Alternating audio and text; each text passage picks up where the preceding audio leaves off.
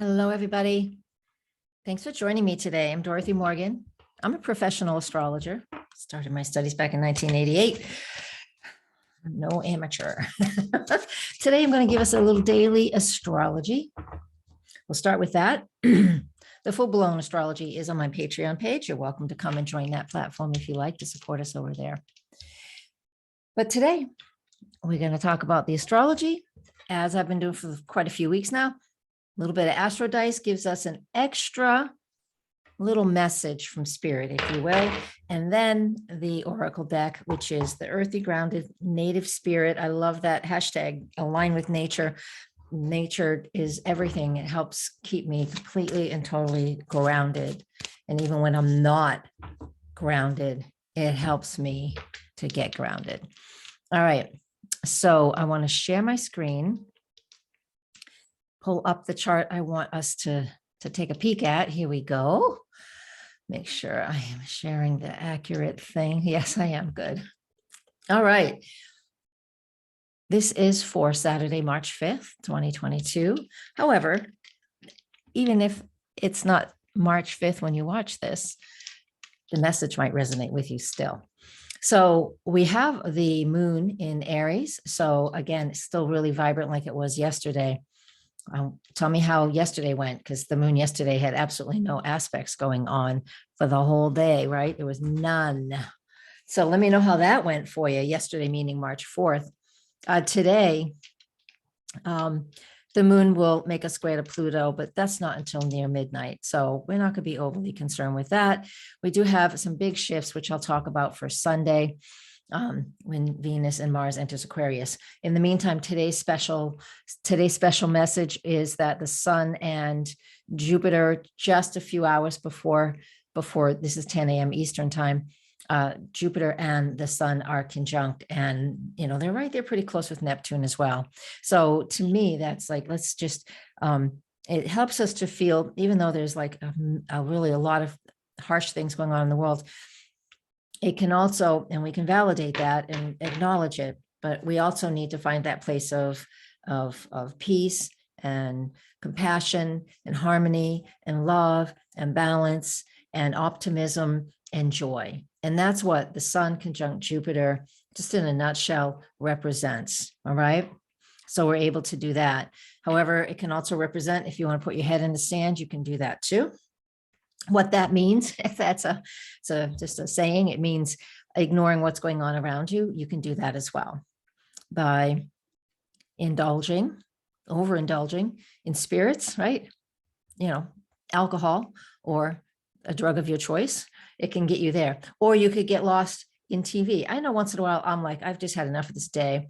I'm going to go watch something that I can just get lost in, so I can not think about what's going on in the world or in my life when there's problems. So this helps us. I just want us to know. So Saturday, March 5th, we have this amazing opportunity to really shift into a space so we can, feel more comfort.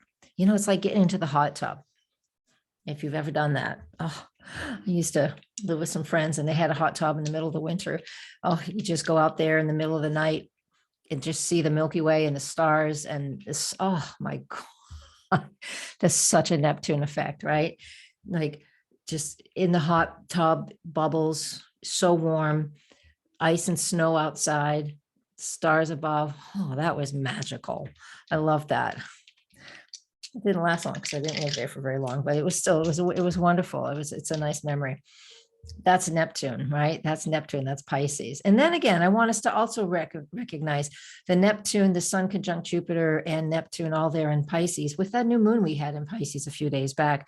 That's also our creativity, our imagination, music, right? When we get lost, even those of you who are very creative, like when you have an idea that comes out of nowhere and you paint or draw, it's that. All right.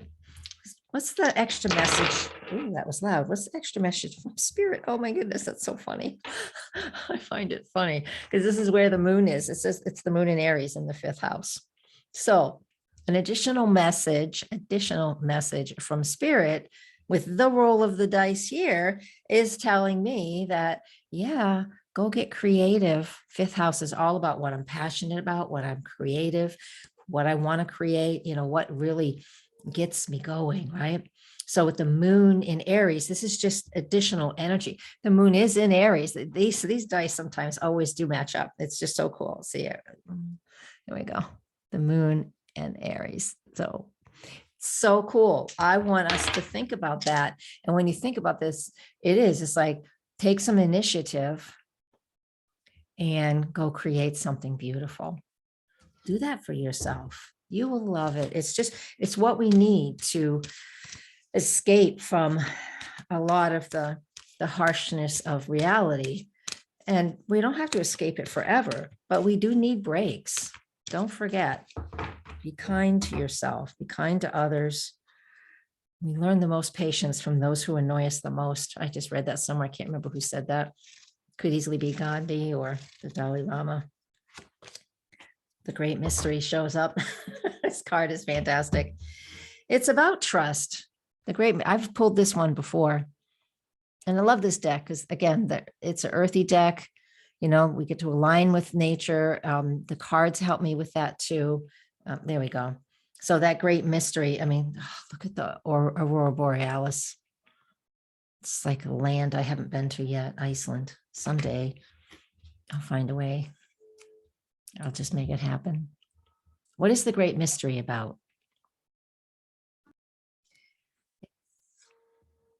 It's about trusting the universe.